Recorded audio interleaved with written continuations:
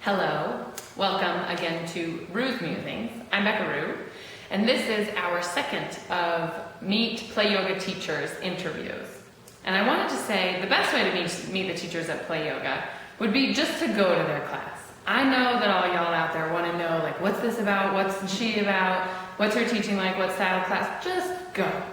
It's an hour of your life, or 90 minutes of your life. And I promise each of us are different, and we're encouraged to teach whatever is most authentic to us, so it's very fun. Just go. But this is Kris Jasperse. Yay! Hello. It's apparently meet our new teachers, because Kris and Kim are two of our newest teachers. There's one more. And Kris, when are you going to teach on this new schedule? I'm teaching Sundays from 4 to 5:30, a Bhakti yoga class, and then on Mondays we'll be new to yoga at 7:30 p.m. 7:30 to 8:30. 7:30 to 8:30, yes. Got it. And tell us a little bit, what is Bhakti yoga? Bhakti yoga is the yoga of devotion. And in this class we'll be doing asana, but we'll be doing it from a devotional perspective. And what's asana? Asana is the postures of yoga. Oh, okay. And we'll be doing an asana flow, so a vinyasa type of flow class with the postures. And then we'll be doing some chanting, because I do kirtan. I founded Bhagavan Kirtan with Bruce Reddick a couple years ago. And we do kirtan, singing and chanting, so we'll be doing that, and he'll be joining me as well as a musical accompaniment. Live music. Live music for the class. We'll also be doing some meditation and some pranayama with that. But we'll be focusing on the energies of the deities and how they manifest in our own lives and in our own practice. So we'll be working with that. Cool. Yeah. One of my favorite things about the sort of mythological aspect of the deities is that in all of the stories we are every character in the story. Yes. I think that's so cool. So we should, maybe can you tell, do you know a little story?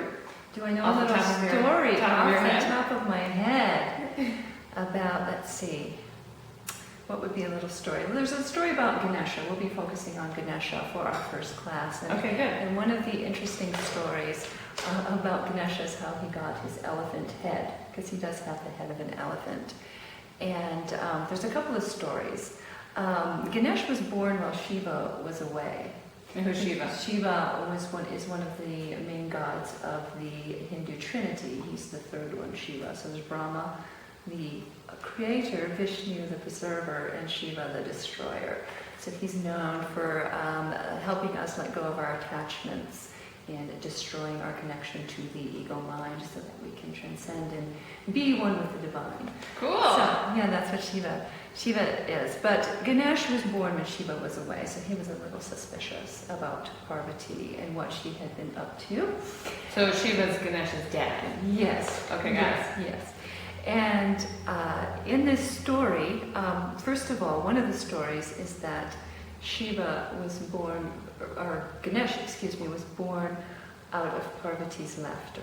So that's something that I really like. Born out of his laughter. Cute. But Shiva came home and he didn't know who this person was. He didn't know that it was his son, and he immediately chopped off his head.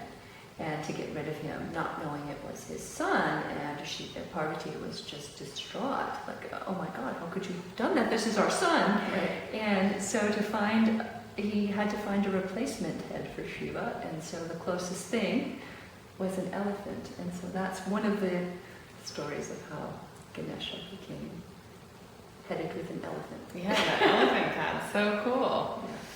Tell me, what is today, and I know this changes for us, what's sort of most inspirational about this practice in your life right now, the practice of yoga, whatever that means to you?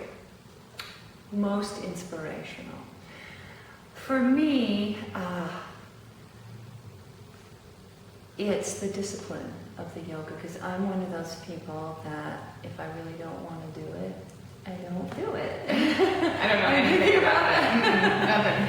And so I have to feel like I want to do it in order to do it. And the discipline of yoga has really helped me. And I have a daily practice that I do.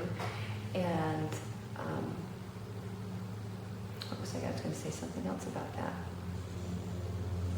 Rolf Gates, in his book Meditations from the Mat, and this is something that is a wonderful book, and this is something that he said in there that I really aspire to, or that I use kind of as my mantra, is to rest more than I would like and to attend classes even when I don't want to go. Mm-hmm. And that's often what I do, you know, because I am that, oh, I feel like it, you know. Right. Got it. Yeah.